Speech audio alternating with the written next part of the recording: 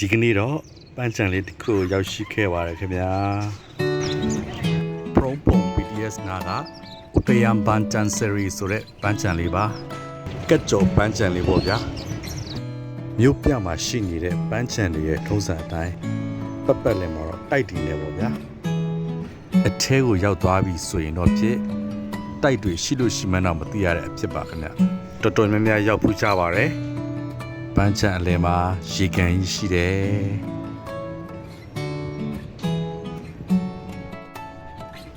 တပင်အကြီးတွေလည်းစိုက်ထားတယ်ဒီတပင်အကြီးတွေအောက်မှာလည်းနားနေလို့ရတယ်ဗျ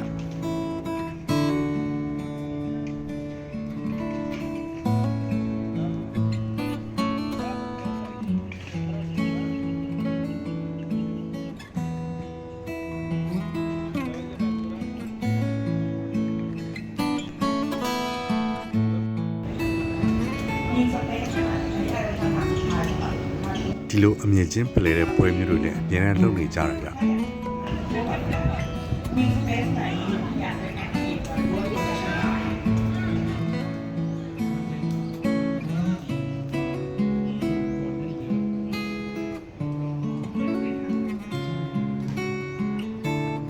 အခုကတော့လူရှင်းသေးတယ်ခဏနေညနေရောက်ရင်ပို့ပြီးတော့လူတွေများလာတယ်ဗျထိုင်စရာနေရာလေးလည်းအများကြီးလုပ်ထားတယ်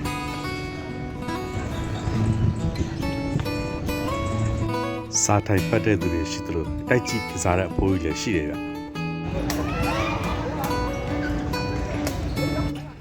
ပိုက်ချွန်ချစ်ခတ်နေသူလည်းရှိတယ်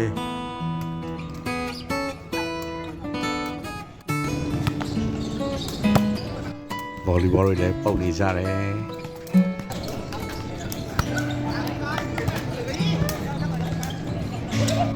ဝင်ချေ free ကြောင့်မလို့လူတော့များတယ်ဗျဘတ်စကတ်ဘောကွင်းလည်းရှိတယ်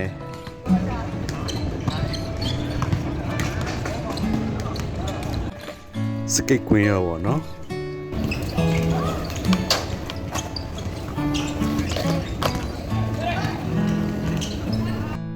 ချက်တောင်လည်းရိုက်လို့ရတယ်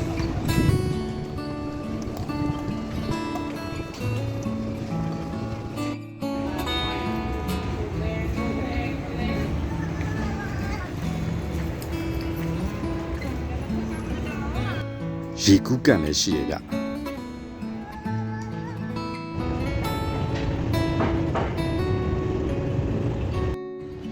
ဒီနေရာတော့စွပ်ပစ်ပစ္စည်းတွေကိုတစ်ခုခုလုပ်တဲ့နေရာပဲဗျကျွန်တော်လည်းအသေးစိတ်မသိဘူးရေတန်းစရီလည်းရှိတဲ့အတွက်ကြောင့်မလို့စိတ်တလောက်ရေတောက်ပါဗျာ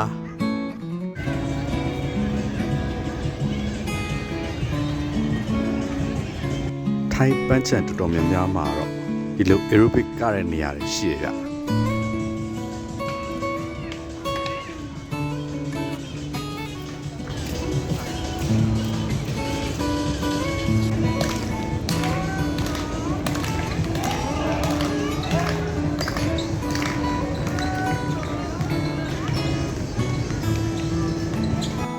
အဖိုးကြီးအဖွားကြီးလည်းကရတယ်ဗျ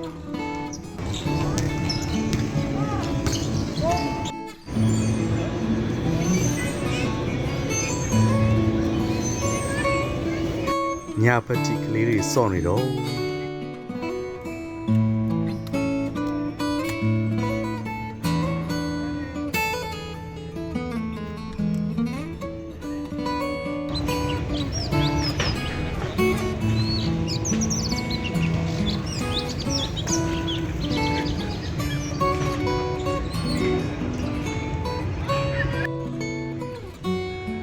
ဒီလောက်ပါပဲဗျာကြည့်ရှုပေးလို့ကျေးဇူးတူတူရှိပါတယ်ကိုနဲ့နီးတယ်ဆိုတော့ပြေးသွားရောက်ပန်းပြေသွားလေပတ်နိုင်ပါတယ်ခင်ဗျာကြည့်ရှုပေးတဲ့အတွက်ကျေးဇူးအများကြီးတင်ပါတယ်